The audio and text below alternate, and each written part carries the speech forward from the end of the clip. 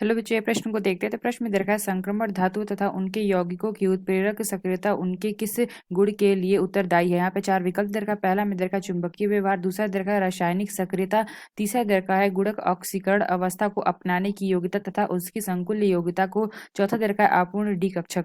आइए मुख्य अवधारणा की चर्चा करते हैं। मुख्य अवधारणा। तो प्रश्न में क्या दे रखा है कि संक्रमण धातु तथा उनके यौगिकों की उत्प्रेरक सक्रियता तथा किस गुण के लिए उत्तरदायी है। तो यहाँ पे हमें चार विकल्प दे रखा है, तो हमें बताना है कौन सा विकल्प सही है। तो यहाँ पे क्या दे रखा है संक्रमण धातु दे रखा है, तो ये हमारा एस और पी ब्लॉक के मध्य में पाए जाते हैं।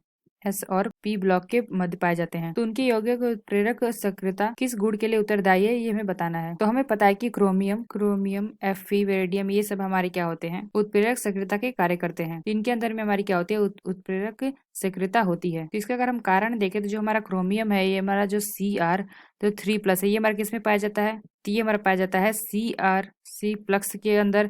और यहाँ पे अगर हम देखें एक हमारा Mn भी होता है, जो हमारा Mn होता है ये हमारा किस में पाया जाता है, यानी अगर हम देखें जो हम Mn2+ होता है ये हमारा किस में पाया जाता है, Mn+3 में पाया जाता है, या फिर Mn+7 में। जो हमारा वेडनियम है ये अगर देखें तो ये हमारा किस में पाया जाता है, यानी अगर हम देखें जो हमारा Fe दे रखा है ये हमारा पाया जाता है Fe2+, या हमारा Fe3+। यहाँ से हम कह सकते हैं कि ये सारे हमारे विभिन्न विभिन्न ऑक्सीकरण अवस्था में पाए जाते हैं। तो इसका मतलब ये है कि इसमें हमारा क्या होता है, गुणक ऑक्सीकरण अवस्था अपनाने की योग्यता होती है, तथा इनके साथ साथ इनकी उपस्थिति में द्विकक्षक भी रहता है, जिससे कि हमारे क्या होता है संकुल योग्यता होती है। इसलिए हम कह सकते हैं कौन सा विकल्प हमारा सही होगा, तो यानी हम कह सकते हैं जो हमारा सी विकल्प दे रखा है गुणन ऑक्सीकरण अवस्था को अपनाने की इसमें योग्यता होती है। अगर हम देखें इसकी संकुल योग्यता को, तो यानी हम कह सकते हैं जो हमारा सी विकल्प यह विकल्प हमारा सही होगा। तो पहला क्या दे रखा है चुंबकीय व्यवहार, तो यह विकल्प हमारा गलत है, इसकी वजह से ये हमारा नहीं होता उत्प्रेरक सक्रियता। अगर बी दे रखा है रासायनिक सक्रियता, तो यह विकल्प हमारा गलत है। डी के दे रखा है अपूर्ण डी कक्षक, तो यह विकल्प हमारा गलत है, यानी हम कह सकते हैं जो हमारा सी विकल्प है यह विकल्प हमारा सही है का। तो आशा करते हैं आपको समझ में आया होगा। धन्यवाद।